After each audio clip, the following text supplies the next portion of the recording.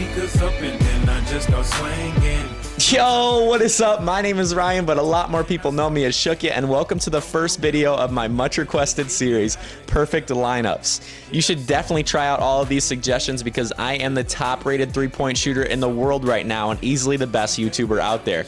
In this video, we're going to be talking about the most asked for team, the New York Knicks. I thought New York City, being the mecca of basketball, would be the perfect place to start. This gameplay is going to be insane because at one point, J.R. Smith goes off for all of his 23 points in a row, okay? And under 3 minutes, and then he hits a buzzer beater at the end of the third quarter to top it all off. So let's get this started. The person I got matched up with was Lisa Boyd, 28, and they had a record of 74 and 49 and picked the Spurs. My starting five for the New York Knicks strategy as of today goes like this. I have Iman Shumpert at the point, J.R. Smith at the 2, Carmelo Anthony at the 3, Steve Novak at the 4, Tyson Chandler down low to wrap it up at the 5.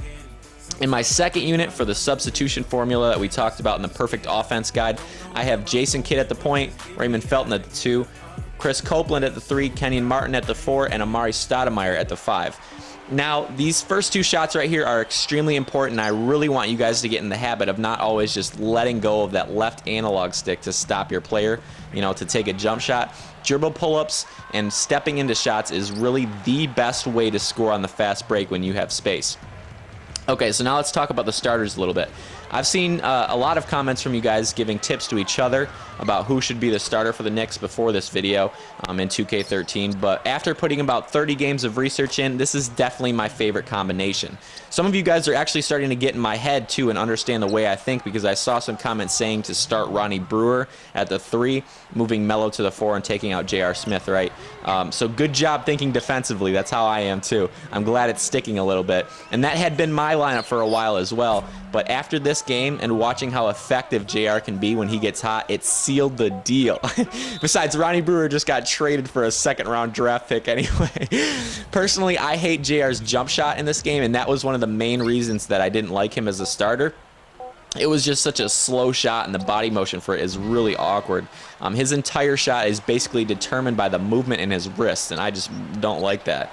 But after you watch these next 3 minutes coming up, you're going to be blown away by how easily J.R. Smith scores and takes over this game for me. He basically wins it single-handedly. Then you'll just have to make him a main function in your offense too.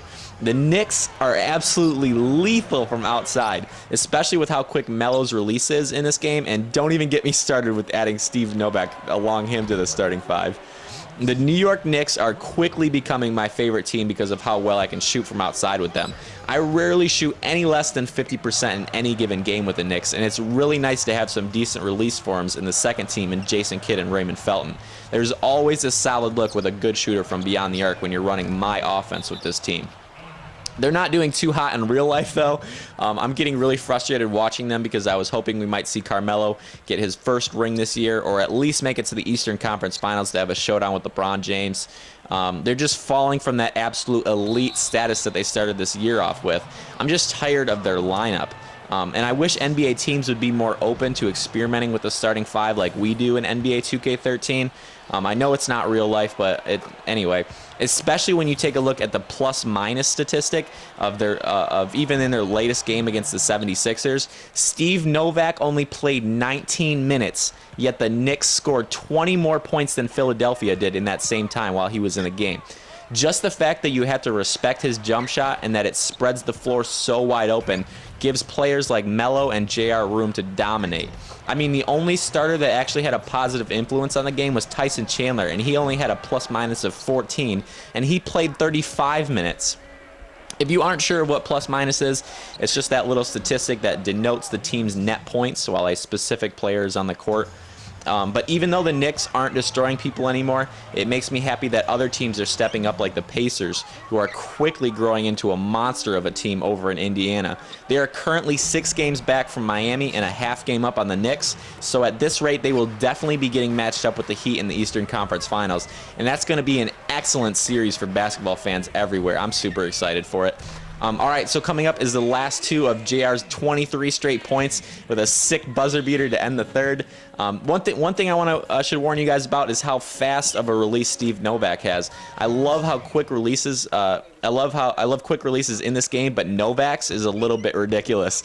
Make sure you guys are practicing jump shots with him and paying attention to the shot feedback so you can dial it in.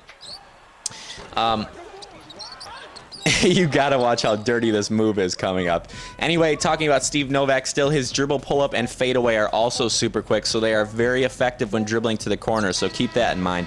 There was a clip of a shot like that earlier in the video, but anyway, speaking of dribble pull-ups and fadeaways, since they are probably the most important part of my offense in my long-range game, I'm thinking I'm going to make an update or an add-on to the real perfect release video like I did in the perfect defense video, so that I can really get you guys in the zone and understanding how and when to use them.